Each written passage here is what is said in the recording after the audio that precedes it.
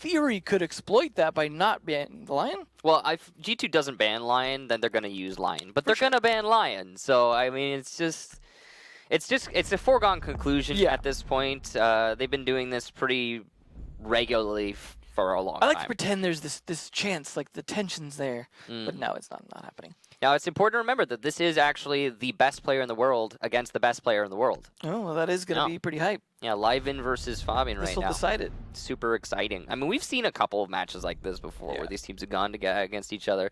Well, this isn't a crazy revelation or anything like that. It's just a bit of banter. Yeah. Well, we do have still Ying on the board, as the Glaz was the one to go. That means Blackbeard as well. I mentioned the Echo not getting banned as much, but the fact that he's banned here means either Clash or Mira will still be available. I'm guessing Clash is going to stay in play and Mira's I'm guessing so, yeah. I mean... No. Well, they're going to keep it really interesting here. Now, this is someone we do see a lot of runouts, particularly from the VIP balcony. Yeah.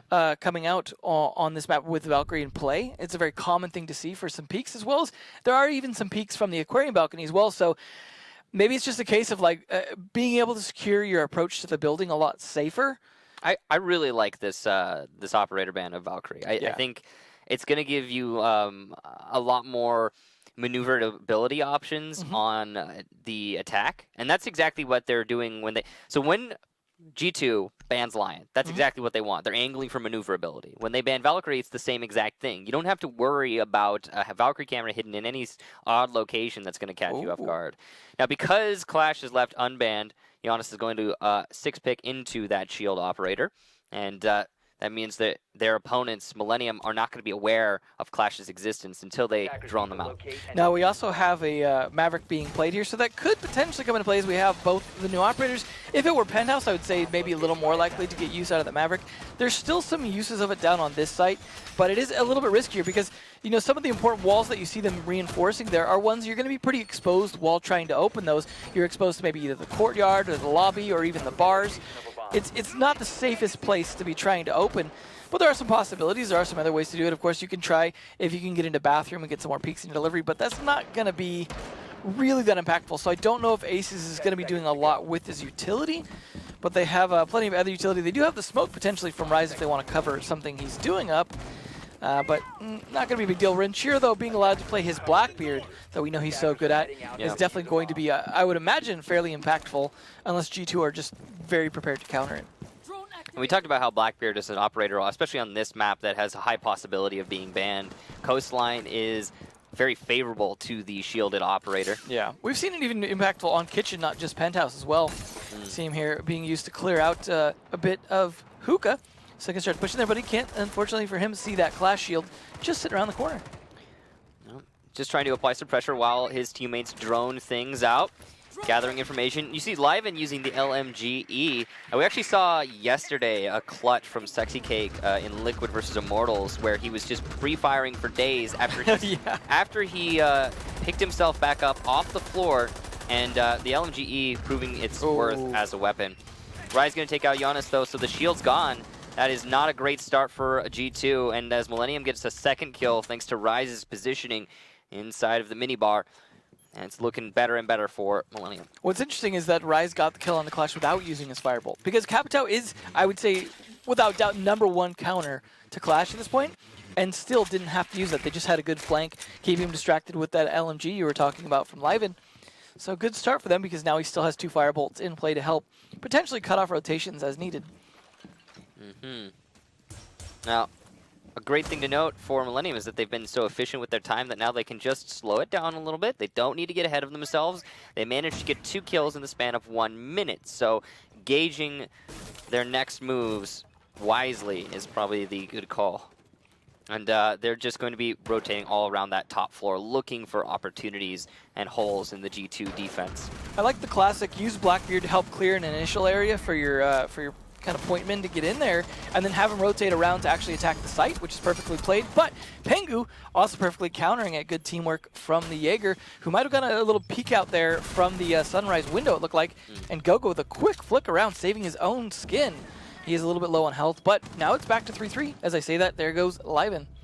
So you could see that G2 doing G2 things, and despite finding themselves at the disadvantage very early into the round, they will not let the round slip away. And now Millenium are the ones who are at the man disadvantage. A swift turnaround too. Only took about 30 seconds for those 3 kills to come out for G2. The Legion Trap's going to panic Hicks just a little bit as he pushes into the main lobby. You can see the pre-fire there from Fabian will do a little bit of damage, but not enough to get the kill. You can see Rise has 1 firebolt after expending 1 just now, but look at that, so little time. As the flashes start going in, you'll see Fabian semi-blind, but he's got Goga to support him. Goga also gets a team kill onto Pengu, but Fabian's pre-fire will be enough to get the final kill, and G2 take the first round against all odds. That was a little bit of a rough round for G2. They had some early kills they got against them, and then also a team kill there towards the end, but as usual, Fabian's still alive at the end. He tends to clutch it out, and that was a situation where he had more than enough possibility of doing so with the operator he was playing. The fact that they could not get him out of that corner was definitely a tough spot to be in for the attackers, as they were not able to get necessarily like a firebolt or anything onto him. They might not have even known he was there, but now that we're going back to Penthouse, we might see some more utility come out of Aces here. Eunice probably faking that clash pick this time, as usually when you 6-pick into something and then pick it the next time, you're usually going to 6-pick out of it. But no, they are going to stick it, so he's just going to reveal it nonetheless. At this point, the game's up. And the other team is going to know that they're dealing with Jonas on that shield operator.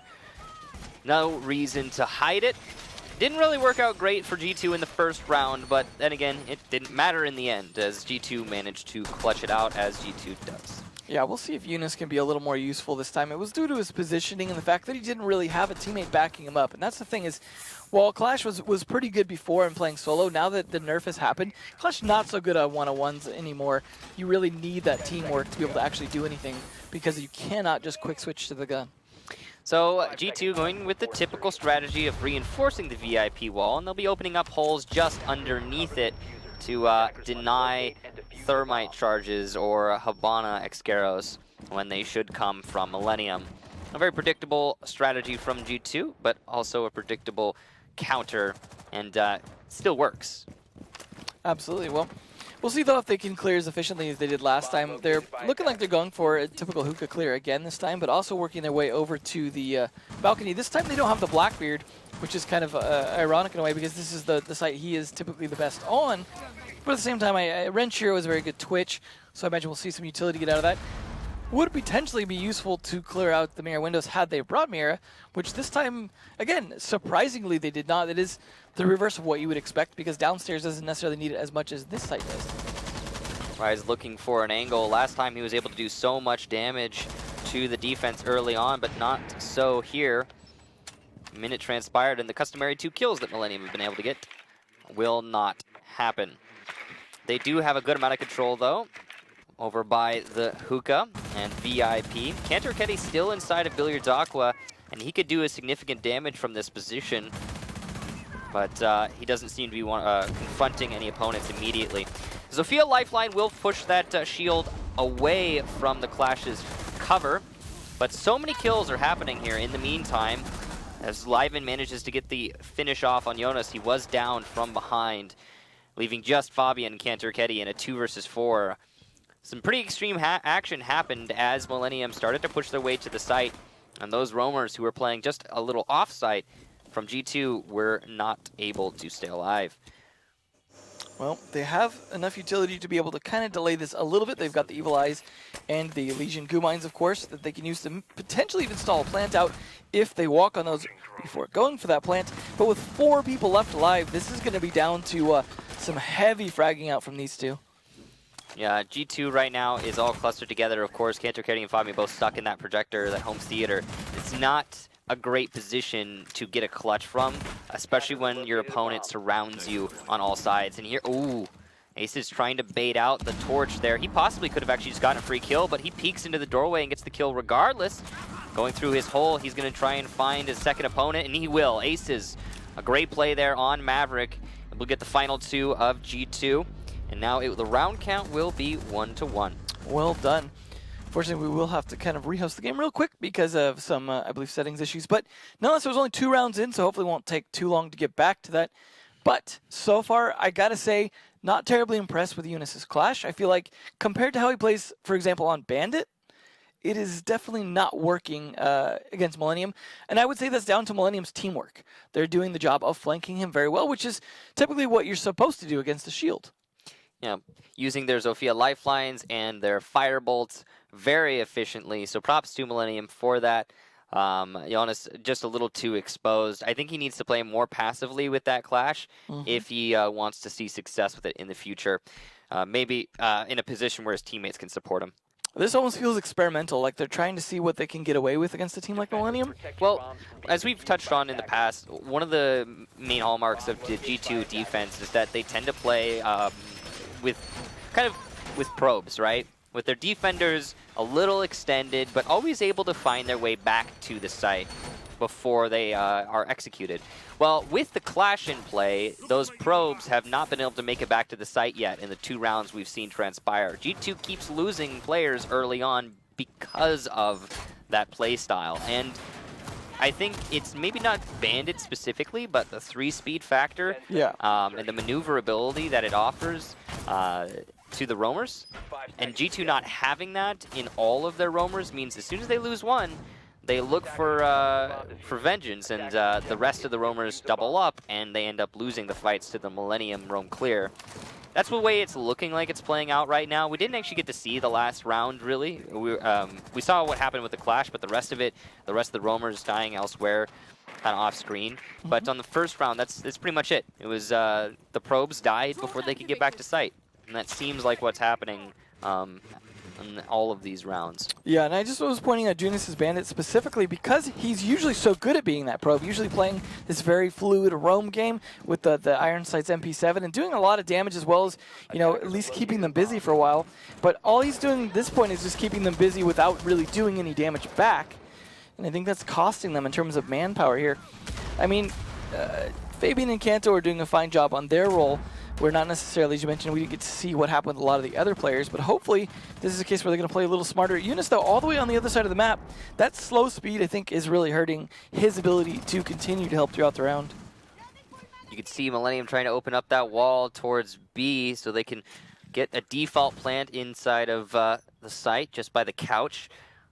They did see an impact from Cantor try to counter it, but I believe it only got a few pellets from the Excaros, so they should still be able to make their way through. Cantor actually get an impact above himself, exposing himself to Liven now, but we've seen Kanto do some great work from this position before. Liven missing some super important shots there with the LMG, and his prey will get away. Rise, though, does get Goga. Rise has been doing some great work so far for Millenium, and with the smoke addition, he is also going to cover the push in and the potential plant. Though Liven does get downed by Pengu from the blue stairs. That was a win that should not have happened for the Pulse, but he makes it work, as Pengu often does. We'll finish off Liven as he pushes into Hookah. There is an attacker repelled onto Hookah window, so pressure is being applied to the Pulse now that he's relocated upstairs. But he's got a great position to deny the defuse plant on default of B. And it seems like the first smokes from Millenium were just a bait out. Now they're choosing to wait. I like the play from Pengu taking control of Hookah because, like you said, that denies the defuse plant. As this will come down to the wire, because they've lost Fabian, they have less control of the site now. And so a lot of pressure is going to be coming onto Kanto. Still not sure what Eunice is up to. He's still kind of walking around, but it looks like he's actually on site, potentially doing some denial of the doorway.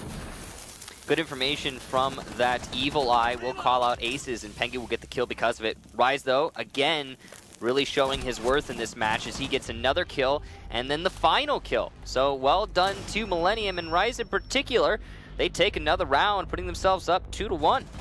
Definitely playing very well there. Yeah, there was that lack of quick switch coming out from Clash, unfortunately for him, and great play by Rise taking advantage of that. And I think the early kill onto Fabian definitely hurt things a little bit just because they had a lot less firepower on the site to be able to hold Rise back.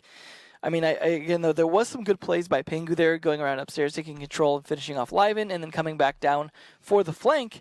But it just, again, wasn't enough. You're not seeing enough of these players get multiple kills to be able to really whittle down the manpower of Millenium. When it comes to the site push, it seems like they're pushing very confidently onto G2's defenses, managing to get the picks they need. And we're not always seeing all the droning they're doing, but I think they're doing a very good job communicating despite having to switch to English. Seems that way. So, back to Kitchen, the only site that G2 has been successful on thus far. And the reason, of course, being their anchors so successful when it came down to the final site push. They were able to hold out in those last 30 seconds against the Millennium Onslaught. And that is telling, I think, of the bomb site. That ties in with the actual identity of Kitchen, as it's pretty much considered the most defensible site on this map right now. Not that much more so than any other map or any other site, but enough to call it the most defensible site. Yeah. Just barely though. I mean, they're all the sites on Coastline are kind of even on the lower end of defensible. Well, on the upside, we are used to G2 losing some early rounds as they trying to probe things out, as you mentioned earlier. But they did make the adjustment here. Now they have Eunice back on the Bandit. They're not going to try the Clash thing anymore. It didn't seem to be working, so they're making those adjustments.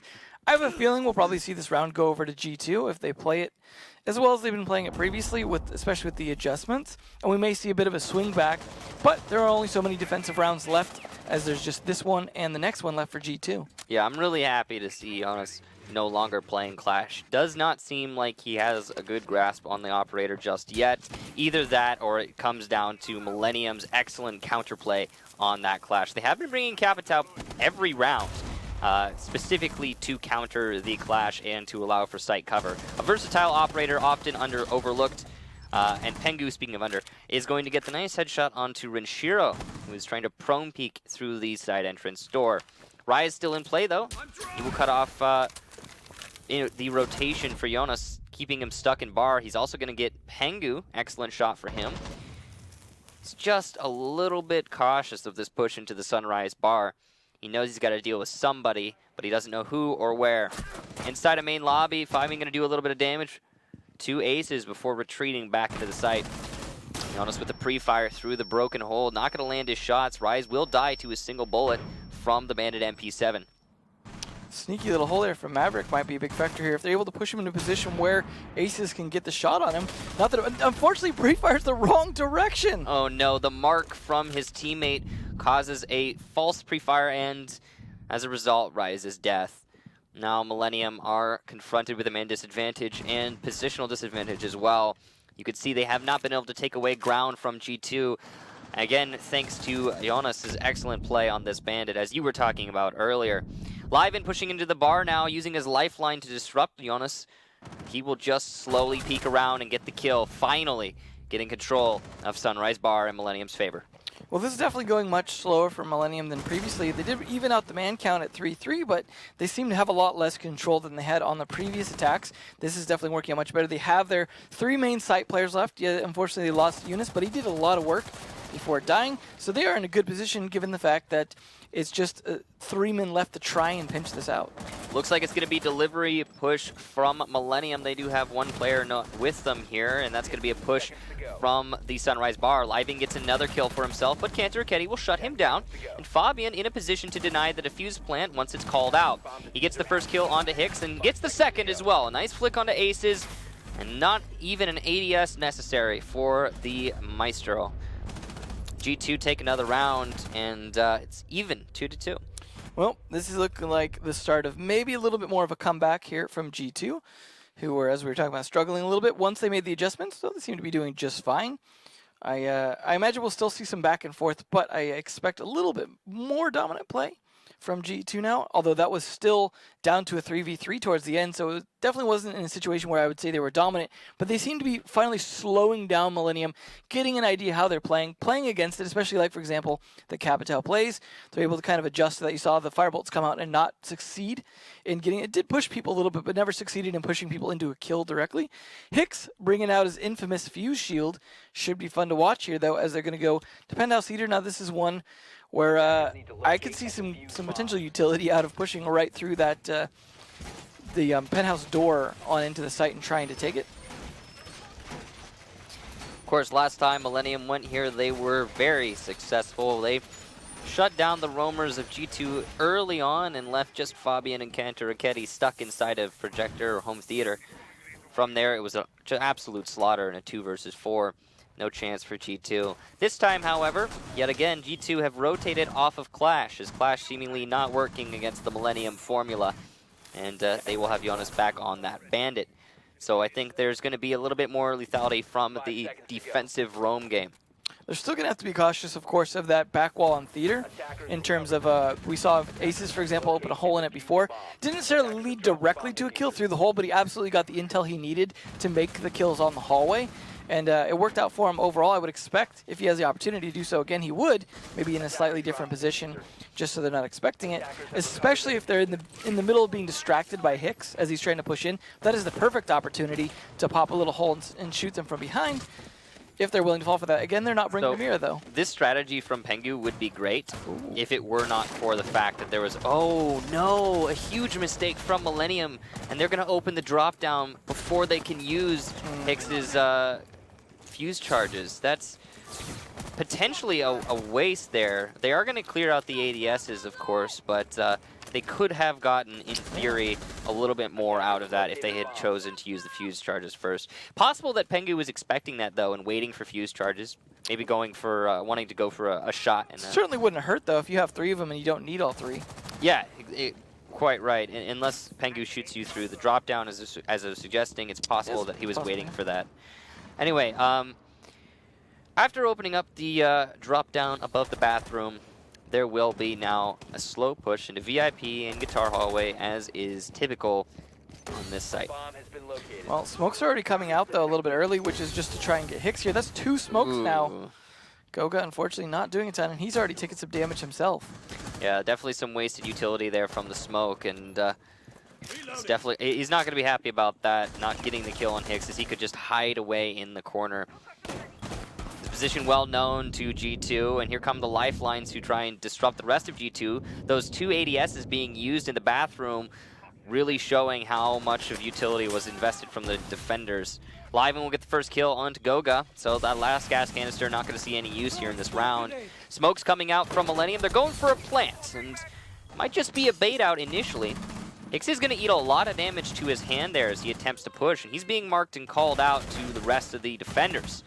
Pengu in the power play position right now for G2. He's got to make some pretty amazing work happen here as he's holding both the doorway and the bathroom, but Renshiro will win that fight, and it gets harder and harder for the defense as time progresses.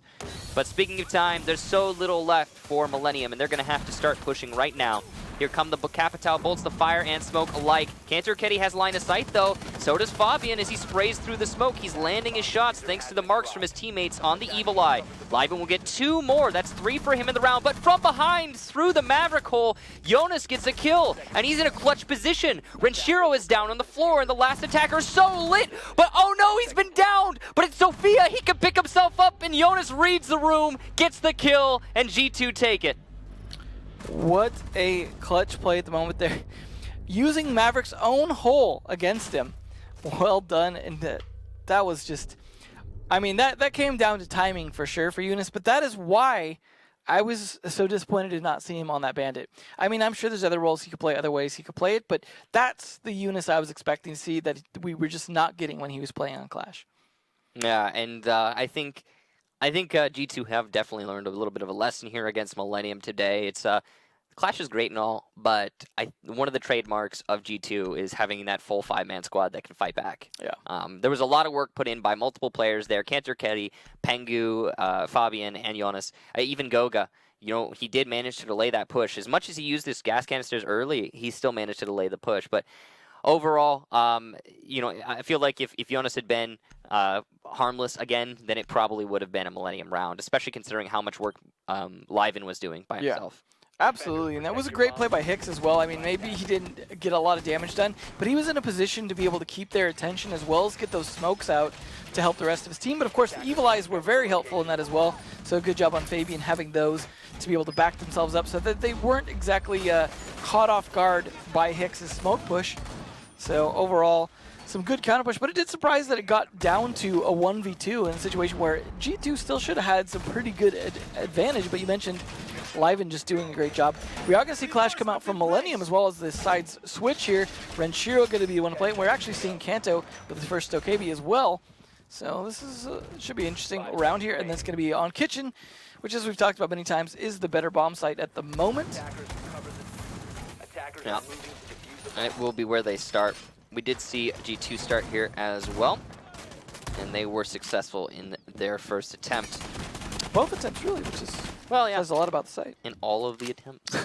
All of you. It's a really highly placed, or it's a really elevated mirror window.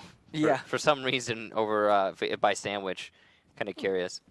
But it will have good control over the double bar. And you can see that G2 aren't really that keen on attacking it. So it seemingly isn't going to matter too much in this round. Right now they're, I believe, putting a bit of a focus on, I want to say the top floor, but honestly I haven't seen very many of them. Yeah, here we go, the top floor. So they are pushing their way into the main stairs already. Aces is going to be having a little bit of a dance with Giannis. Well, if Jonas can get him out here, that'll definitely be a good initial kill, because we know how effective Aces is as a Slayer. And he's going to be on that roam. That gets caught up, but can't quite finish the job. And, oh, that was under the Clash. Yeah, so that's the power of Clash, using the shield to gather information. And now Jonas not able to inflict the damage that he otherwise would have been able to. Another player in Pro League using the LMG of Zofia. Clearly the LMGE is the superior weapon on this operator. I mean, you watch him, it basically has no recoil. It does a really decent chunk of damage, decent rate of fire, and so much ammunition. I think that's why we've been seeing Zofia played regularly with that weapon. Yeah, I mean, it definitely seemed to be working out fairly well for Millenium. We'll see how Pangu does on it, but yeah, with all the stability changes to the LMGs and the damage adjustments, things like that, I think LMGs are slightly back in vogue. We saw IQ running an LMG as well last night, so... Yeah, we also saw Liquid versus Immortal Sexy Cake running the LMG on Zofia too. I mean, it's just a popular form of weapon now. Aces will get the first kill. Giannis goes down, so the dance goes to the Jaeger. Well, he does take a bit of damage in the process. Unfortunately, it doesn't seem to matter, as Goga can't land enough shots to finish the job, and he's still alive. Still time for a reset if he really got back to sight in time, but probably will not. Will continue to hold that lobby against Kanto as long as he can. Speaking of Kanto, just outside the Lamborghini doorway, trying to fight onto the Clash, and it's basically an effort in futility. He doesn't have a teammate to establish Crossfire, but Pengu is trying to fill that role now. The third player from G2 to get onto the main stairs. Clash, though, caught in a Crossfire as Pengu takes out Aces, his support staff. Clash is basically exposed to the death at this point, and Cantor Ketty will be the one to get the kill. A flick from Fabian will make that defender at the end of the hallway shy away, but Rise will eventually get Cantor Ketty, who had been lit up prior in the round. Fabian finally pushing his way into the site. This has been a jumbled round so far. As Pengu takes out Hicks, the final defenders will be Rise and, well, I was going to say Liven, but no, the 1 versus 1 comes into play. Luckily for Pengu, he will have time to get this defuse plant. Rise is too far from the site, but the information is abundant here, clearly for the Legion, and the pre-fire narrowly misses its mark through the wall. Pengu now in a perfect clutch position. Post-plant, and he knows where his opponent is coming through from, thanks to the virtue of sound. The pre-aim is perfect here for Pengu. He need only wait. But will the pre-fire from Liven land? No, it won't. Rather, Rise goes down. Pardon me. G2 take another round, and they put themselves up 4-2 thanks to an excellent clutch from Pengu. Typical G2 fashion. Drop a couple rounds at the beginning, come back hard. Although these are definitely closer rounds than I'm sure G2 likes. It's definitely come down to the wire. A lot of 1v1s at the end for them in terms of taking these, but they still have to take 2 more to be able to take this map, but a 6-2 against Millenium is definitely pretty good, even for a team like G2, just because Millenium are a very formidable opponent as well. We've seen a lot of good work from quite a few of the players on the team, so it doesn't seem like anyone's really slouching today. It's just these clutch plays from G2 seeming to work out in their favor. Yeah, it's important to remember that Millenium is one of the best teams in all of Europe, so you know, you expect them to get some rounds here, if not actually manage to pull out a win. But they've been struggling so far in this match. They're going to be going to Penthouse instead of sticking it out on Kitchen. Curious. Usually Kitchen is one of those sites that would be repeated until victory. Yeah, I mean, you might as well.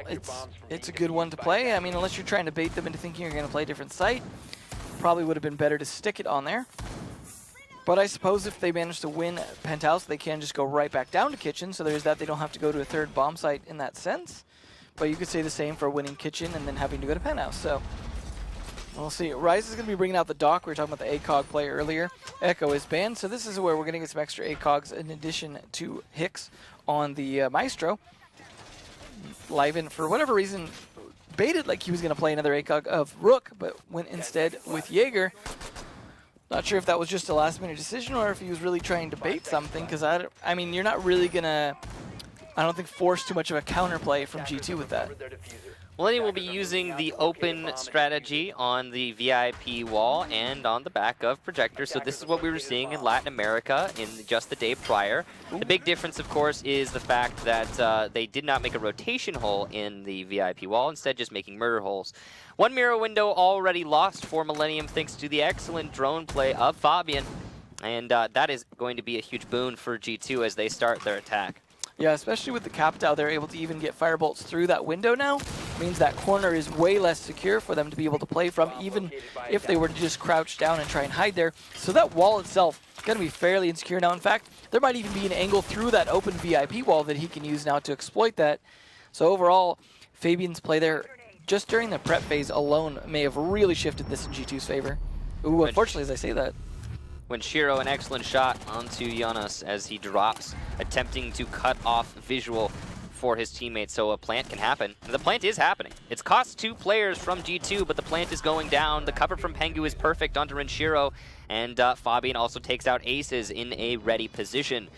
So now, post-plant scenario, G2 have a huge advantage, and all they need to do is wait. Good shot there from Fabian, seeing the angle onto Rise, who was playing over by the VIP. And it's looking worse and worse for Millennium. They're going to have to find all of these spread out G2 players, and they've wasted so much time already. Pengu going to be the first line of defense on the diffuser itself. You can see the backup will be Goga, who could at any time drop from the hatch. It seems like a stick here, but Goga's going to be able to drop from the hatch and get the double kill. G2 will take that round and put themselves on match point, 5-2. Well, being honest here, it looks like we're probably going to see G2 take this. Whether Millennium get another round or two out of it, hard to say, but that was such a swift execution. I mean, that again fell apart because of Fabian getting the early open on the mirror window, offered them the opportunity to go for a much faster plant because there was going to be way less ability to stall out a plant. I mean, yeah, they had to sacrifice 2 people, but with such a swift and nearly flawless after that execution on the plant, totally worth the trade, I would say, because 3 people to cover that was easily enough. If nothing else, G2 have affirmed their position as the only team in Europe and the Americas to have, in the regular season, to have no losses so far. Yep. And they will, at the very least, get a draw out of this, but the way things are looking, they have now 3 rounds to get a victory, and I think the expectation is for just that to happen. Yeah, it's not like they're going to a bad site here, as there are no real bad sites, so they just are forced to bar. Well, I mean, what am I saying? They're not forced anywhere. They can go anywhere. Yeah, I was thinking the other way around. But yeah, they are choosing to go to bar in a situation after both their defenses lost. Again, I still think would have been better to go to kitchen and try that again.